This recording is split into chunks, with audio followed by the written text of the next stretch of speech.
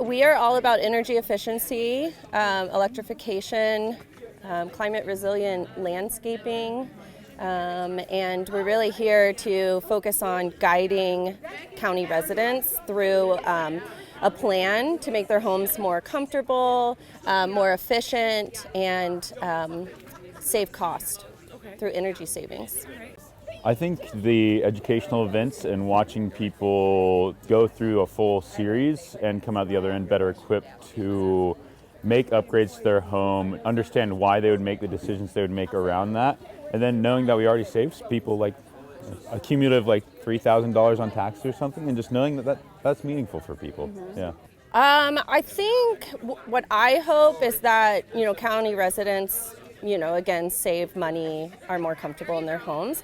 But for me, what I'd like to see is kind of our themes kind of trickle into other programming here at the Exploration Center, as well as collaborations with partners, in the hopes that we can kind of spread our message as far and wide as we possibly can, and that the hub becomes kind of like a central stopping point for residents that really want to make changes in their home, and to do it in a timely manner and in a really feasible manner as well. More events up and coming, and later on in the spring, and details soon to be released. Some contractor trainings as well on best building practices for sustainability, and that's coming up at the end of June, I believe. Yeah, the best way to get in contact with us is to come visit us upstairs, or to sign up for a visit through our website. We really want to have a very unique, tailored approach to everyone's situation. So we want them to seek one-on-one support, as well as just attend our events. And something that I'm really excited about is that we are being involved with the fair's zero waste programming this August. So we're looking for volunteers, and I'll be helping vendors understand what's compostable, and how to just get us to that 100% zero waste with the fair this year. That's a big goal, I know, of the fair. So we're hoping that with our help of it and volunteers that we can get there. So I started last year during Fair Week, so I was kind of just thrown into the fire of zero waste. And through other volunteer engagements that I've led, I kind of picked up on some gaps or gave some suggestions on what they can do. And we're really excited to implement those, especially on the vendor side of things, because most of the waste that we were having to put in the landfill because it was contaminated, or the recycling or what could be composted was ending up in the landfill through the vendors. And so we're really hoping that vendors kind of take on their part and understand our goal and help us get there. Yeah, just come on by and use our services. We are free, and we are so happy to help. It is a positive youth development organization that basically empowers young people to reach their full potential. It has a misconception that it's all about agriculture and raising animals, but we have over 200 projects, and a handful of them are animals. But then kids can sign up for welding, cooking, sewing, baking, woodworking. There's all sorts of different projects that they can sign up for. It is nationwide. We are all under the umbrella of Montana State University Extension. So they are kind of the Montana 4-H Foundation is kind of our leader, and all the counties work under them. I just love to see the development in the youth. They come out of it with so much confidence. They come out of it with great skills, learning about business aspects, with determination. They really have to work hard in their projects, and you see the results on the other side. They can go online and look it up. I mean, Missoula County 4-H online, and then come talk to me, and we can get them started. They can start with one project. They can do 13 projects. There's bookwork and paperwork, with each project where they learn. But it's very easy. It's inexpensive to get signed up, and it's easy to sign up. Well, schools offer FFA, which is Future Farmers of America. That is all ag-based, but this is completely outside the schools. I think we're doing great. I mean, the program has grown already. We have close to 500 kids in Missoula County enrolled in 4-H right now. Obviously, we want to keep getting the word out, get more kids involved, because it's just such an amazing program. So we're always trying to raise money because we offer different things like leadership camps. We have summer camp, we have a winter camp, we have all sorts of different things. And if we can raise money, then we can help offset the costs for the kids and send them to that. It's amazing, and it's a beautiful setting. I love it. Very comfortable in my office. I mean, for me personally, I don't know a lot about what the other people do in this office. I've never been much of a plant flower person. So I'm really enjoying getting to learn about all of that. We're sort of an odd child in this building because there's not a lot of youth development, but it's great. There's so much support. We all help each other, and we love the building. Fair is that's the end of our season, where the kids bring all their projects and they show them off, whether it's the dress they sewed or the beef that they've raised. And it all wraps up at fair. So we're getting ready for that, gearing up, and then the season ends, and then we start again in October.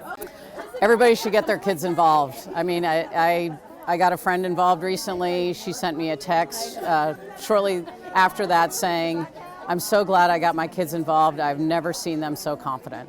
And I was like, that's why we do this, right there. I mean, that was key. So everybody should come out and get their kids involved in 4-H. So 8 to 18 is the actual age, but we have sort of a pre-4-H for 5, 6, and 7-year-olds called Clover Buds, where they can't actually do a project, but they do sort of pre-4-H stuff. Well, the Honeyberry Kitchen is a beautiful facility, and we try to tailor our classes to the interest of people, young and old. We have a young chefs program, confidence in the kitchen, and a guest chef program. So we kind of like to throw it out there what everybody is really interested in. It's kind of a place to inspire people to create, to learn some basic skills, but to all be together. We found cooking together just makes it a happier place, and people are really picking up on things that we aren't just standing up there saying, okay, you need to know this and this. So we do a lot of interactive classes, and we do some that I do with Sandy Perrin, our plant specialist, called Cultivate to Cook. So those are really fun programs as well. Yeah, so I work for a USDA grant or funded program called the FNEP program. It's the Expanded Food and Nutrition Education Program. It's one of the longest standing nutrition programs in the country, and we really focus on educating first, third, and fifth graders at Title I schools in the Missoula County who receive free and reduced breakfast and lunch, as well as primary caregivers of youth who are trying to feed families on a really tight budget. Well, I think that there's a really great need for it here in our community, and I really love being with people in the kitchen, and we just wrapped a adult class series with the IRC in partnership with their ESL program with some Congolese refugees. So that was really cool, being able to share different cultures and just different methodologies of cooking in the kitchen with newcomers to the Missoula community. Well, I think it's just a really great place for them to kind of discover some parts of themselves, that they can have fun. We certainly do talk about nutrition and the important aspects of that, but just to get in a group with other kids, they can be themselves, they love to create, they can make a little bit of a mess. I mean, we're all there to have fun. And yeah, they just really enjoy being there. And hopefully they'll carry over to their own homes and kind of start some good patterns there. You know, our programming really stays the same throughout the school year, and then we teach a couple of different summer curriculums geared more toward 8 to 12-year-olds with different partnering organizations around Missoula. So we're about to shift gears into that season, which is really exciting. And yeah, we're just hoping to continue to utilize our beautiful demonstration kitchen in our building, and make cooking and cooking education more accessible to the folks that need it. Wow, we've got a lot of fun classes coming up, so you can check our website for that. We have a guest chef. We're going to do breakfast burritos, and that's kind of a kids kind of class. We're going to do a blue ribbon canning class because everybody could be getting ready for the fair and getting their best products put together. So yeah, it's just fun to create classes. Love it. Yeah. Yeah. Just can't think of the best words to describe it. It's just amazing. Yeah, one bite to be polite. Always good to try new foods. I have lots of different programs with McD. I work with mostly gardeners and the general public. Extension is an entity that has been around since the late 1800s. Every state has extension services from the land-grant university, and what has kind of transpired is counties invite extension in, and then we kind of work with the county entity and serve. So I serve Missoula County, so I'm here with the county working in this building, but I'm a state employee. Okay. So I take all of the knowledge, resources, the scientific information from MSU and bring it into Missoula County. So extension is not just a building, it's everywhere out in the county. So I'll go up to Condon, and we're working up there, putting together a plan for addressing gardening up there with schools. I just work to really uplift community, help people get involved in outside gardening, things like that. We do a lot of pest questions. Traditionally, people would just go to extension for all their ranch and farming, any type of nutrition needs, and all sorts of stuff like that. So we've kind of morphed, trying to keep up with the times and social media and digital resources being online. So I always say, if you want real research-based information on gardening, come and see us here. We have all kinds of great information in the form of monk guides, and then we do a kind of a train our local community members to go out into the field and act as an arm of extension. So we have a program called the Master Gardener Program. It's a national program, and we have about 300 master gardeners right now, and really probably about 50 that are active in Missoula County. We've got some here today. We do the farmers markets. We'll do various outreach projects. We've got a garlic trial where we're studying different varieties there. Just different things. So our Master Gardener program is 12 weeks. It's a 3-hour class once a week for 12 weeks. It's super intensive. And it's really about training up folks to be confident within their communities as an expert or a resource. And then I also offer a program called Gardening in Montana, and that's just if you want to get a little more knowledge and just be a little better gardener, and you don't want to commit to a volunteer type program. And then I work with schools we're doing a lot of push for native plant gardens. So I work with the Missoula Department of Ecology folks, the pollinator specialists, to bring some information around pollinators and whatnot. So jack of all trades when it comes to plants and growing. It was traditionally just a place you would always go, and we're losing that connection. Just so with the younger generation, I say, instead of Googling, come and get stuff that's tried and true for Missoula and Montana. And we have so much information around what grows well here, timing.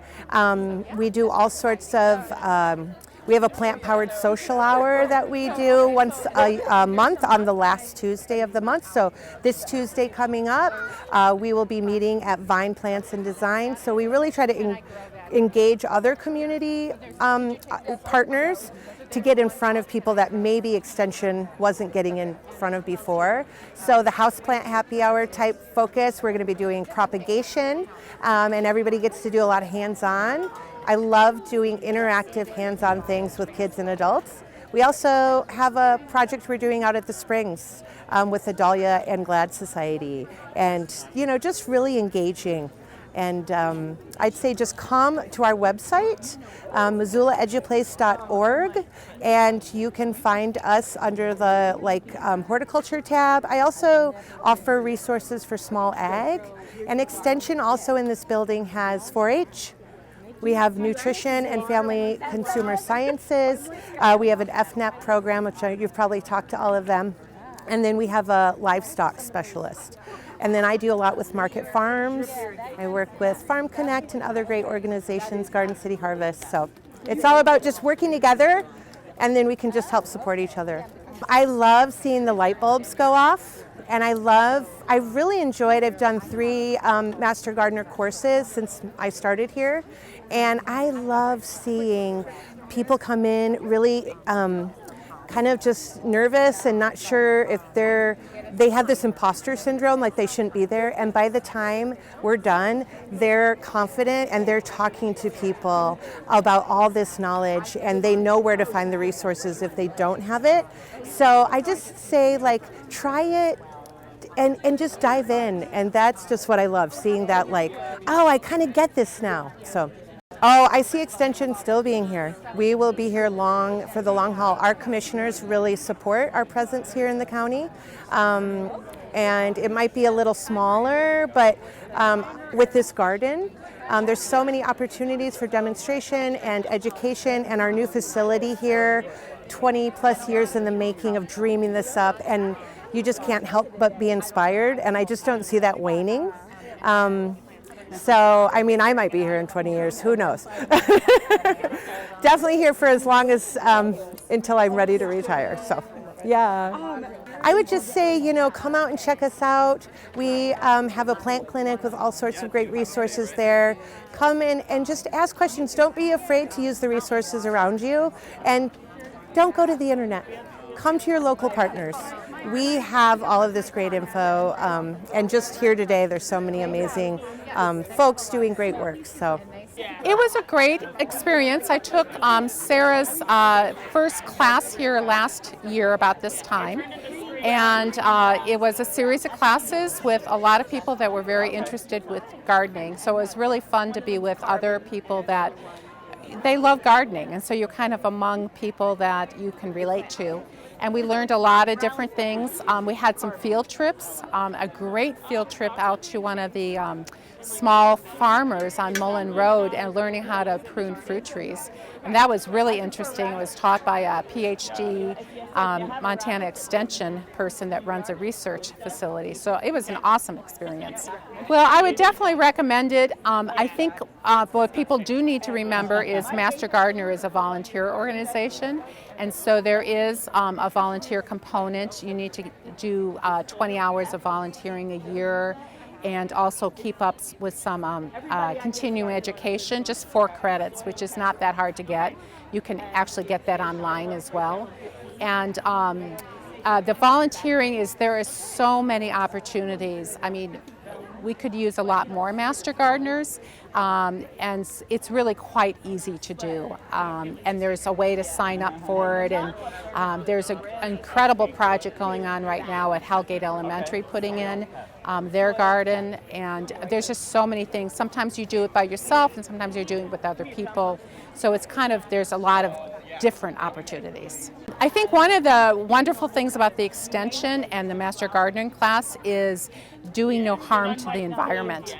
And that is one of the things that I think as a new gardener, I know I did it. I bought products that I did not need.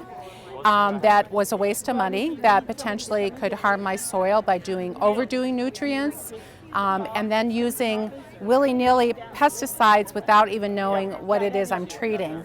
And so part of the extension and the Master Gardening classes is making sure we're only doing what we need to do and not doing any harm to the environment. My niche is to speak about native plants and invasive species, and my favorite part of my job is to work with youth. So K through 12 is my specialty. I do also speak with adults, but I would say my niche is with kids. I like to have fun. I like to encourage involvement in the natural world and just really try to connect the dots for kids about why plants are important to our everyday lives, and more specifically how important native plants are in Montana. So right now we're hitting our busy season, and we've had about a 23-year run with the Leave No Weeds program, and that is for 5th grade students, and we go and give them a little 101 about habitat and ecosystems and weeds and invasive species and native plants, and talk about how all is not lost and how we can do better in prevention. And then we take them on a 2.5-hour field trip to Mount Jumbo, where we identify native plants, do a weed pull competition with the longest route for spotted knapweed. And I really believe that the more we can involve the hands-on and getting kids dirty and getting them out there, I think the connection can be made. And they are the future of our land. So it's just getting it as a personal connection. We also have a program that I created that's real near and dear to my heart called the Youth and Restoration Program.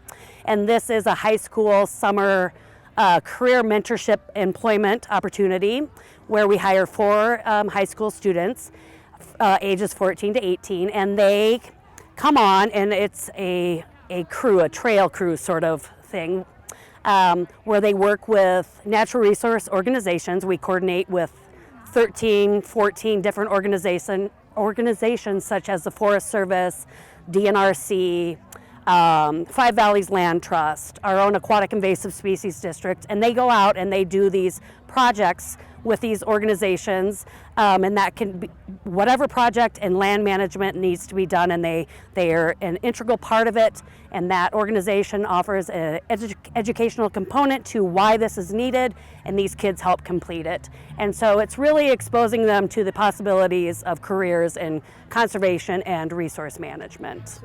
My hope is that it wasn't a struggle to get to where they know what they want to do, because it was a struggle for me to figure out where my place was supposed to be, and I was unaware of all the potential. And so it's also, again, I'm always trying to teach and make this place a little bit better, but my hope is that they go on and actively want to be doing some sort of conservation work.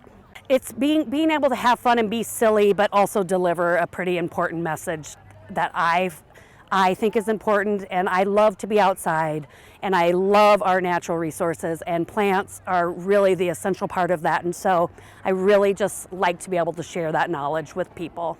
I just think this resource here, the Rocky Mountain Gardens, there's just so much that we can teach people about how to incorporate plants in an easy way for them, and the basics, but also more in-depth looks at native plants and how we can incorporate them in our urban areas to help encourage habitat. And I just want everyone to know that things are doable, we can fix things, we can all learn something new, and I just hope that I can always keep it positive and have it be a fun activity for people. I think, if you are interested in starting a garden and you don't know where, you love native plants, you love pollinators, come and visit the Rocky Mountain Gardens and the Department of Ecology and Extension. We can answer any questions. We want to make it easy and doable for you, so please come out and visit us. So there's a lot of different aspects of my job, but I think my favorite aspect of my job is I get to help Missoula County residents, homeowners, renters, just whomever has a piece of ground with their conserving pollinator habitat. So, or just thinking about vegetation, like vegetation communities, and what they would like to have grow on their property. So, and my emphasis in that is pollinator habitat. And actually that's a big interest for a lot of Missoula County residents. There are a lot of people interested in conserving their property or supporting pollinators, and even on a small scale, like residential homeowners, we talk about like native plants, reducing lawn use, reducing pesticide use in the city, and like on properties to support pollinators and support biodiversity. So pollinators are really the basis of our food supply, and they're the basis of the continuation of our natural world. So most plants can't make seeds without some kind of pollinator. Sometimes that pollinator is wind, but a lot of times that pollinator is a type of animal, and usually it's an insect. So that means that really insects rely on native plants. Most insects can't use just any plant out there. If you put a plant from let's say North Africa here, the insects that are native to our area can't use that plant all the time, or way fewer insects can use that plant. The reason why that's important is because insects are also the basis of the food chain in terms of converting plant materials, the sun plant materials, to protein. So birds, a lot of times, like for all our migratory birds, for example, rely on native insects to feed their young. They can't feed their young bird seed, for example. They have to have like caterpillars. And in order to have caterpillars, you have to have moths and butterflies. And moths and butterflies have to lay their eggs on, in general, native plants. So, I mean, it's a complex web, but native plants are the best choice for this area, and they support the biodiversity in our area as well. And we know now that biodiversity is declining, so species are declining, species abundance are declining, and that's not just here, it's around the world in urban areas and natural areas, but we can make little changes to support that, to support their survival and our survival too. So yeah, so if we like living in Montana, then we want native plants from Montana growing here so that we can continue to enjoy this beautiful place. So ReWild is it's a concept of using the native plants, regionally appropriate native plants from this area, and incorporating that into your landscape. So it's just like an easy way. We're not promoting like people doing chaotic gardening necessarily. Gardening needs to be wonderful for the gardener as well. So this is a way to promote habitat and harmony, but using native plants. So the way we're going about that is we're going to talk to people about the importance of native plants for insects in this area, and hence for like birds and other wildlife. We're going to also provide some instruction on how to prepare your site for growing native plants, and then we'll have another speaker come in who's going to talk about how to landscape, like just traditional landscaping, using native plants in your design. So just making it like really easy ways to incorporate native plants in your landscape. And that's for people who want to like, ReWild is not just your yard. I mean, sometimes people just live in an apartment building and have a balcony, and even just like pots of native plants are a way to rewild your space. So, Yep, so this is the beginning. This is the first year of this program. We have a spring workshop, which is full right now. We'll have a fall workshop, and then in the gardens, we'll have various workshops throughout the season, teaching people how to like hands-on plant native seeds, grow the native plants themselves, like how to plant them into their yard, that kind of stuff. So our plan is that this is a permanent program. Okay. Yeah. Awesome. Every day seems different, but it seems like I also do some regulatory work. So I get revegetation permits and then do subdivision review. And then I also, members of the public stop in, perhaps they want some flowering lawn seed, or they want information about native plants they can plant. I get a lot of emails about that are inquiring about that stuff too from the public. And then of course I also have like collaborations with other organizations and some of my coworkers as well to develop programming. So I do a lot of different things. Of course you know that McD was originally the weed district, right? But in Missoula we are more of an urban, so there is a Noxious Weed Act, and landowners in Montana are required to control their weeds, right? Their noxious weeds. So we do that. However, for most homeowners in Missoula County, because we're urban, there's not a financial incentive. They're not ag producers. So there's not a really good incentive for them to control noxious weeds on their property. But at the same time, we still need to, like, noxious weeds are terrible for the environment, not just for agriculture. So the way we're going about it is thinking of, like, instead of like spray all your weeds, instead like consider the landscaping that you want. Consider the vegetation that works well for your property. So as Missoula County is becoming more and more urban, we're focusing more and more on like things that homeowners can do to reduce weeds on their property and incorporate native plants. So that is like, you know, thinking about what you want and really like also considering a new like aesthetic or a new ethos about what you might want on your property, which is we hope you want eventually native plants. So 25 years from now, I'm really hopeful that people will consider lawns, they'll have a different idea about lawns. They'll want to reduce lawns or make them more pollinator friendly. They'll consider our local native plants to be the most beautiful plants and choose them. And there'll be a lot more acceptance of native plant gardening, and maybe even my position will be less relevant. So. Yeah, isn't that crazy, right? I hope to work myself out of a job. Well, I always like to let people know that in Missoula County, we're so fortunate. We have over 230 species of native bee, which is a lot. And also there is so much, you can make very, very small changes to support native pollinators. And it just, you know, I think sometimes the problems of the world seem really overwhelming and you feel like you can't do anything right, but really you can do little things and make such a big difference. And within your communities, if everybody's making little changes, like that is a sea change, right? And that is where the real change is. So yeah, just do little things, reduce your pesticide use, plant native plants, talk with your neighbors and show them how to do it. And like, I think eventually this place will be even better than it is now. I think the easiest way to describe McD is that we're here to help you meet your goals. And if that is nutrition, that's land management, that's horticulture, agriculture, youth development, whatever you're trying to accomplish in your home, on your property, we can connect you with resources to help you be successful. Yeah, so that happens a lot with new people moving to Missoula. And I think we have fewer and fewer people that recognize what extension is. But the part that I missed in that beginning, that we help people meet their goals, is that we do that for free. We're a free resource to anybody in the Missoula community, or anybody in Western Montana for that matter, to answer questions on how to save money on their utilities, how to manage their property, how to take care of their animals.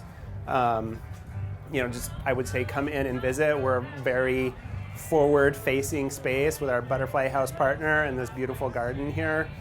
Staff here is easy to talk to and willing to point you in the right direction. So once you're here and you're asking a question about a plant, it can easily, you know, transition into a conversation about solar panels and everything in between. I don't think there is a typical day. The favorite part of my day is walking back and forth, trying to get something else done and running into a member of the public that's just like looking around within this new space and asking them what they need and be able to connect them with the right resource. Being able to just meet people on their level and make some of these things really tangible is very satisfying, because it's intimidating, right, to like think about how you do an energy retrofit on your home or how you manage a property that you just owned. And I think more often than not, we can like talk people down from the ledge and say it's okay, and then give them those small tangible things that can get them like build confidence and get them on the way to success. I really enjoy the youth programs that we do here. It's really exciting to see someone that is a kid just introduced to a concept and run with it and get so passionate about native plants or butterflies or their 4-H project, their 4-H animal. There's just so much passion and excitement in there, and then it gets kind of contagious when we're talking to them. And then they start talking to their friends, or they're talking to their friends' parents, and you can just see it like build in that way. So that's what I really enjoy. I'm also a big plant nerd, so one of the exciting things for me is that I get terrible pictures all the time on my cell phone to identify for people that I've done site visits for. They've come in and they got my cell phone number. So I really enjoy that game of being able to identify really terrible pictures and help people out. So there are many ways to be involved with Department of Ecology Extension or the Rocky Mountain Gardens. One of the most successful education tools we have are helping people get their hands dirty, not just like telling them the information that they need. So if they're with us, engaging, learning how to plant a plant, learning how to harvest a plant, learning how to manage a garden or like manage their property, it's much easier for them to take away. So they can be involved in this outdoor space. They can take classes and courses in our honeyberry kitchen, which I haven't even really talked about, but kitchens can also be intimidating, and one of my favorite components of having this teaching kitchen here is just making people feel comfortable with cooking what they have in their kitchen, or cooking with spices, cooking with 3 ingredients, cooking with a CSA that they're signing up for, and not knowing what to do with kale for the 4th week in a row. Like, it's really exciting to be able to give people options and like experiment with them in some of those spaces. So yeah, so Department of Ecology and Extension partners with Fish, Wildlife, and Parks to manage the Clearwater inspection station. So inspection stations are set up across the state to really help prevent the movement of aquatic invasive species like zebra quagga mussels. Luckily, Montana is a zebra and quagga mussel-free state, but we have a lot of folks coming to enjoy waters in Montana, especially western Montana, and it's really important that we prevent those from getting into our systems. So we have an excellent staff of 15 inspectors that spend all summer out there looking at boats, talking to boaters, filling them in on the best fishing spots, building kind of that fishing and water recreation community to make sure that we're all kind of in it together to protect our water resources. We are fortunate in Montana, being a headwaters state, that we can look to some of these other regions across the country that have experienced the impact of zebra quagga mussels. Great Lakes is a great example of what they've seen. There's a significant economic and ecological impact to zebra quagga mussels. Recreation value, home property value, water quality, municipal water supplies, all of those things are impacted by zebra quagga mussels, mostly because they build up populations that are so thick that they will physically clog pipelines, or just cover beaches with these super sharp shells that make it almost impossible to recreate on. So really landscape scale damage from just 2 little species that can be moved by one boater who doesn't pay attention or is missed from one of those areas. So check stations have been going in Montana since I think around 2002 at a very minimal level. The program really ramped up around 2015. We've been managing the Clearwater inspection station that inspects close to 30,000 boats each year since 2016. Typically there are around, I want to say 60 mussel-fowl boats that are caught each year coming in or through Montana. And then we're also looking for other things like illegal bait.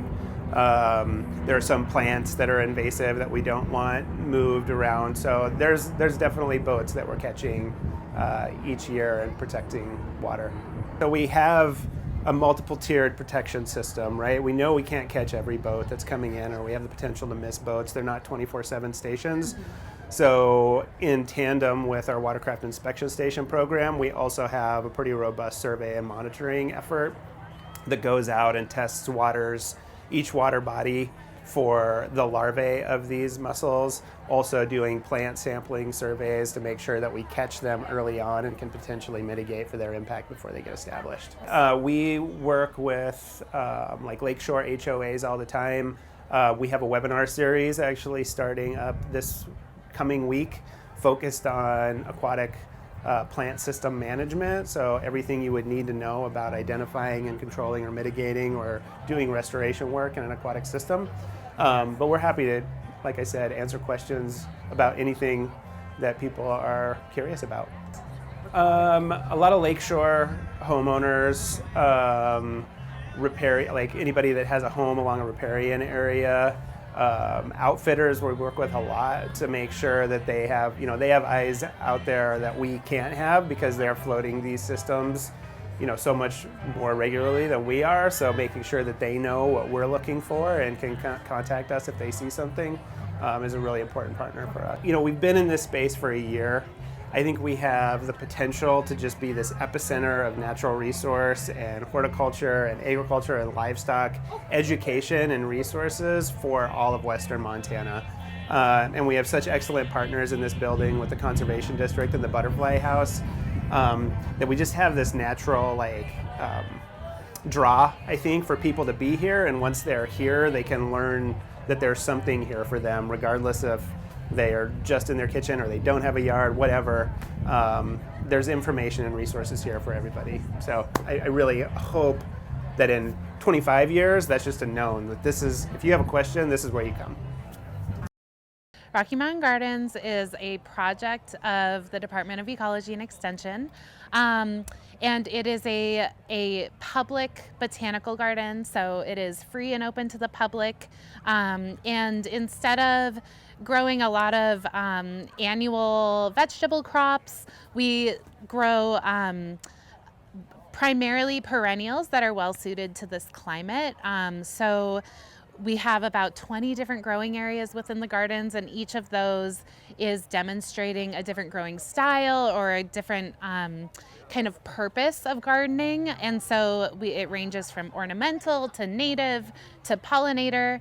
And so it's just the gardens themselves are a space for the public to come and enjoy, but also there's a lot to learn here.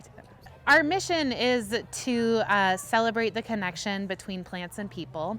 And as our director has said many times, everyone has a special relationship to plants. And that can be through food, it can be through a house plant, but I think something that we don't always have access to is a outdoor space where we can enjoy what's growing and what's in season. And so this space really provides an opportunity for anyone to come and visit and connect, even if they don't have a garden of their own. So the gardens themselves are about 2.75 acres, including like our less attractive workspaces. We planted our first plants in the fall of 2023, which is before I was here actually. But this has been a dream in the making for like 30 years. Jerry Marks had this vision for an exploration center, and finally in the last 5-10 years, like a space was developed, and then we have finally put down roots in the last year and a half. So, I mean, going back to the opportunity to just be outdoors and explore and learn in a kind of ever-changing environment, I think it also a focus that we have, and that's today is Phlox Fest, and the theme is ReWild Missoula, and something that we're really trying to lift up through this garden is the value of native plants and how they serve us in so many ways. They're not just beautiful and awesome, but they also provide habitat for so many creatures, other wildlife in this area. So this space offers an opportunity for people to better understand the world around them and think about resilience, think about connection to non-human species, and just to also experience joy. Over the last winter, my colleague Molly and I spent a lot of days at coffee shops, going crazy with planning and trying to kind of guess what this year would bring, being our first full year of being open. And we opened the gardens last year with our grand opening. It was in September and promptly closed in November for the winter. We're not at a place where we can stay open for the winter. So at this point, it's our break time. And as we were spending those hours kind of envisioning what we wanted for this upcoming year, we had originally thought we would have another kind of fall celebration, but as the time to open the gates closed in, we thought, well, we should also have a spring celebration, or maybe we should pivot. I think that's more what we're going to do. We're going to pivot to have a spring opening. And what better time to do that than when the Missoula Phlox, which is on your hat and on our logo when it's in bloom. And it really does. So many things are still kind of quiet and just waking up, but the Missoula Phlox right now is in full bloom, and as are so many of our like little native plants. And so just kind of a celebration of that like little moment before kind of the bigger, more robust plants get going. I am not the expert on Missoula Phlox, but I have learned so much since being here. It was chosen as our kind of flagship plant for, in part because it has only been found and identified in the Missoula area. So I actually just learned this. We can find it growing wild on Waterworks Hill, which it's looking amazing right now. And I swear it's spreading as each year goes. I'm seeing it more and more up there. But the other two locations are actually undisclosed to the public because it's so rare. So we want to make really sure that it's being well protected and not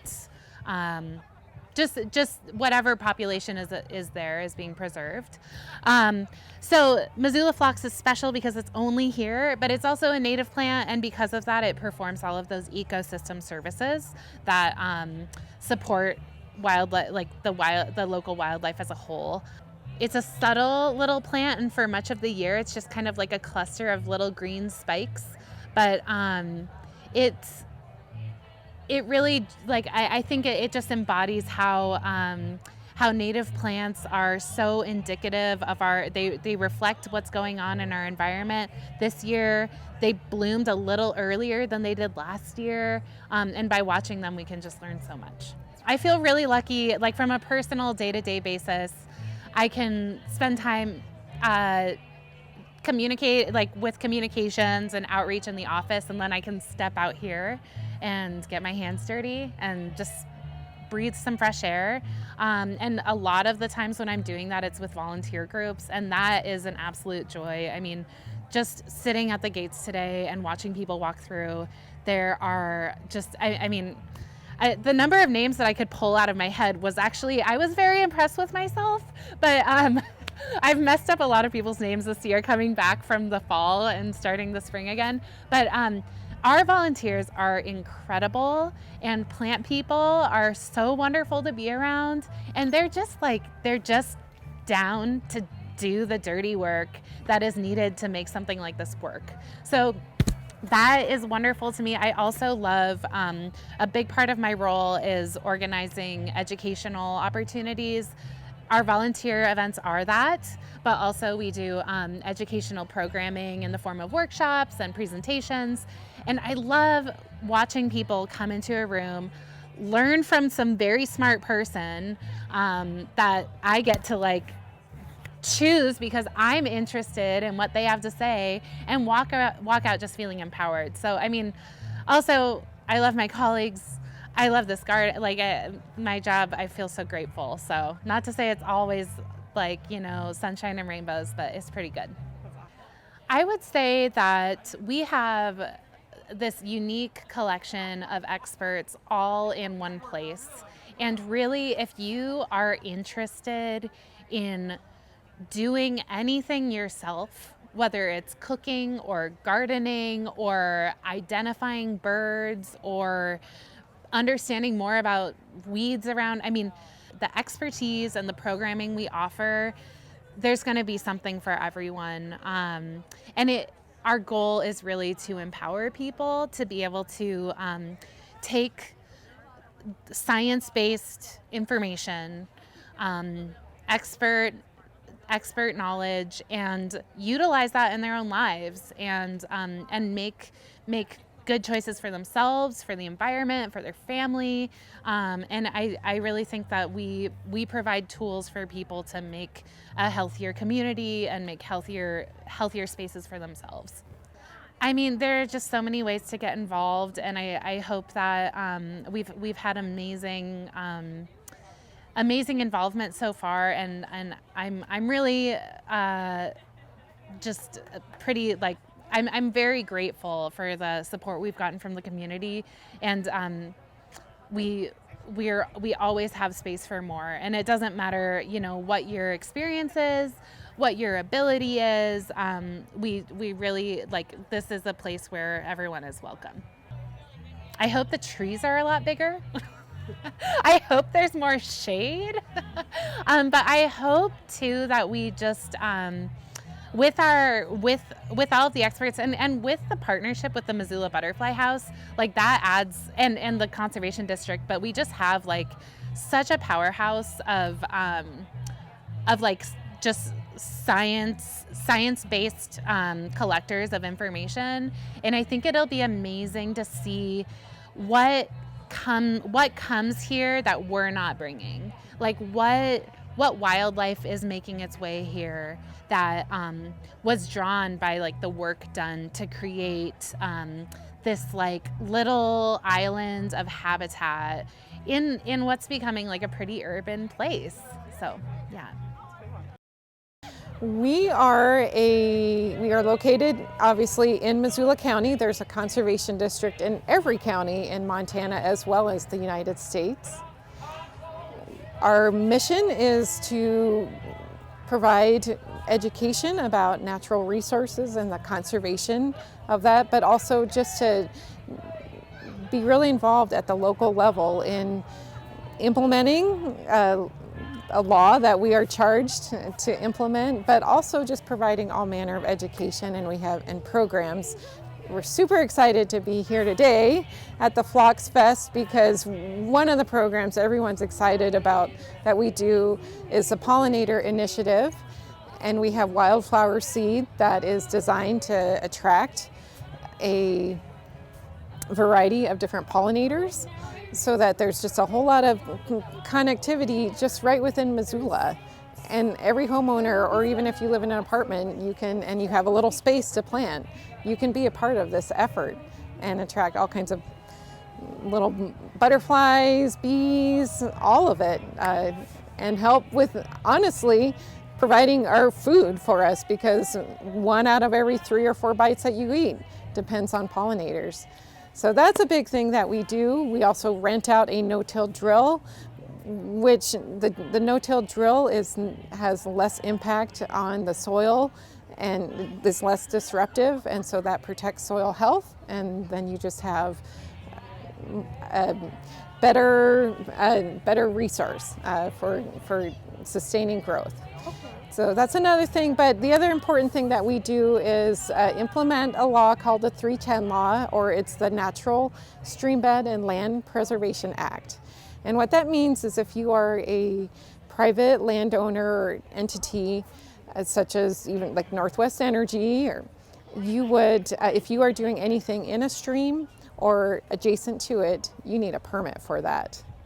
And you do it through our agency. We have a board of supervisors that is elected that reviews all of those permit applications or complaints. If you see something that you're a little unsure about that someone's doing, and they review that and they'll either approve or not approve an application. The whole intent of it, we're not out to get people at all. We want people to appreciate our natural resources and conserve them. So that is a really big thing we do here. But we also are involved in with the Bear Smart program in Missoula. I think a lot of people know by now that there's just a lot of bears, mostly black bears, but also grizzly bears. And as homeowners, especially if you live up in the Rattlesnake or Grant Creek or Miller Creek, you know that the bears are there. So one of the big things is to make sure that on your property you have the right trash can, so bears can't get in it, and that when those apples come on and in the fall, that you're taking care of those so that you won't have the kind of bear interactions that you don't want to have. But that also doesn't habituate bears to your property. And that way we accommodate bears that are a natural species in the area, but also humans too, because we are too. Well, there's one other program that I just want to talk that we just signed in on, and actually we also have an agreement with the horse owner or a lot of horseman groups in the area, because that is a resource to people who have horses and pasture, and really managing that pasture so that it's in good health. That, and we are also now have a memorandum of understanding. We're partners with the River Ambassadors program, which the Clark Fork Coalition does, and the city and county of Missoula. We're all involved in this effort to make sure that people are using the river resource in a wise way. We all love to go float the Clark Fork and the Bitterroot rivers. We just want to make sure that the riverbanks are not being used in a way that is degrading the banks. So right here, I'm standing right here in the garden. Actually, I'm standing right next to the pollinator gardens, and our Board of Supervisors voted last year to donate some of your taxpayer money to providing all the species that are out here, or getting these gardens established. And so that's one way that we partner, and we came out here and helped plant. So we do that. We work with Mary Rose Coleman and with Bee City USA. There's a fun project coming up, the Franklin Street Pollinator Pathways. And so we're working with her in that way, and other members of Bee City USA to get more plant species to attract pollinators instead of just grass. I think people are really latching on to that idea that it's kind of more fun to have bees and butterflies and all that in your yard instead of just green grass, which is fine too, but it's not as alive of a landscape. So those are two ways that we partner with our people in McD.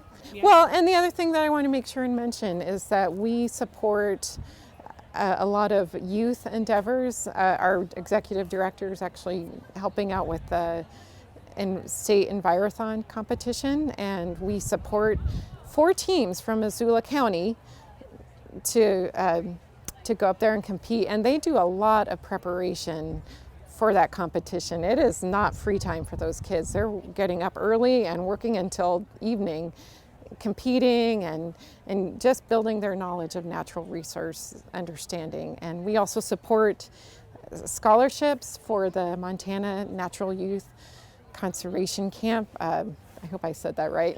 Everybody's like, titles are so long here. Right, and that's at Lubrecht every summer for high school kids, because we just believe in getting kids, or making sure they have opportunities to really learn about natural resources, the management of them, get to know the people in the community who work with that. And for a lot of them, that's their jumpstart into pursuing a college degree in that field and getting careers later on. And if not that, they at least have an appreciation for our natural resources and conservation.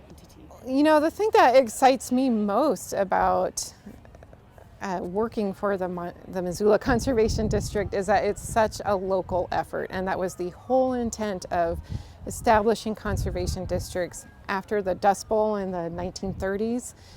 Our conservation district has been around since 1946. And a lot of other districts in Montana and the United States were established during that time period. And they have a board of supervisors who are local. Historically, they've been local ranchers or farmers, and now that, like in Missoula, we also have urban supervisors. And so a lot of these decisions, they are made regarding our natural resources, are made at the local level. Anybody can come to our monthly board meetings and participate. Everything we do is transparent, and then we just try and have projects that anybody, or just that a wide variety of people can get involved in. So it's really exciting in that way to be part of this agency. There's so many ways in Missoula to get involved with all manner of natural resource conservation, and it's super important because we We really value what we have here in Missoula and in Montana, and being part of the being involved in some way with the Conservation District is one way to do that. We're located on the second floor, and we welcome anybody coming to stop and visit us and really learn what we do. So it's a walk-in clinic that is open Monday through Friday. People can bring me all kinds of things that they're curious about, or if they have problems. So a lot of people have problems with their trees, shrubs, vegetables, some insect that's infesting their house even, things that aren't growing properly. Maybe they need to do a soil test, and I can help them get the resources on how to take a soil test. We loan out soil probes. Just basically any ID feature that they have, some plants that they're growing in the yard, they don't know what they are. Is this a weed? Is this not a weed? Anything like that I can help you out with. A lot of times people, their trees just aren't very healthy, and they can email me pictures. You can go through our website and attach pictures to a form too, to bring in. I love it when I get it all. I love to have samples in a plastic bag, and then samples of the plant and pictures. The more the pictures, the better, because then I can understand their surroundings.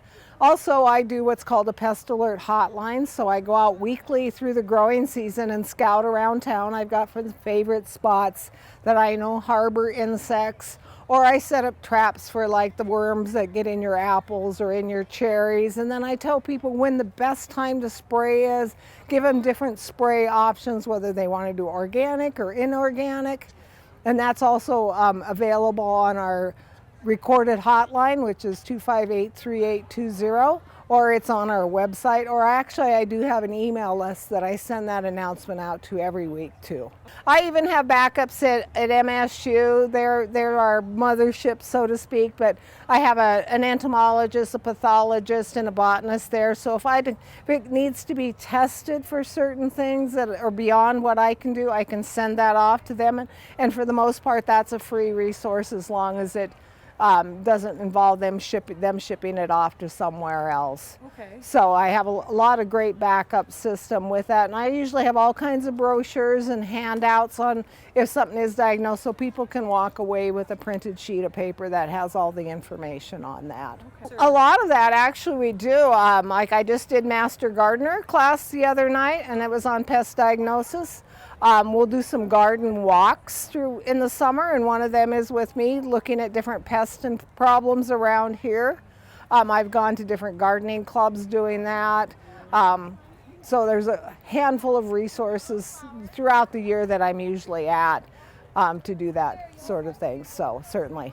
It's great because we have so many talented people in our office that we can talk to about different things or collaborate with on, I may not know it all, but boy, Bryce knows native plants really well. Stephanie knows her grasses really well, so there's so many people that have so many great technical experiences that we can kind of just group together and get that feedback and more knowledge. And it's just, and there's always something going on with our new facility, also with our classrooms upstairs and our kitchen that I've really enjoyed working with Kelly Moore and doing our cultivate and cook classes that have been just so much fun. And this year we're growing a lot of the vegetables here in the trial garden that we're going to use in those classes, so we'll actually be able to bring them outside to show them how it grows, harvest it, and cook it up in the classroom. So that part, having this place here is just phenomenal to work in, versus we were in a rented building on a rented lot. We didn't have many resources, but when I can take people and show them this is what a bunch grass lawn looks like, this is a drought tolerant lawn, right then and there, that gives people so much a better feel for what to do.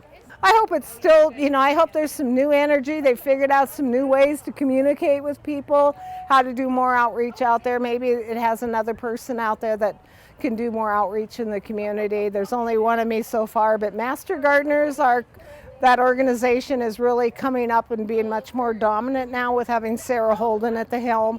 So I'm hoping that they might be able to take the reins on some of it and do more outreach in that.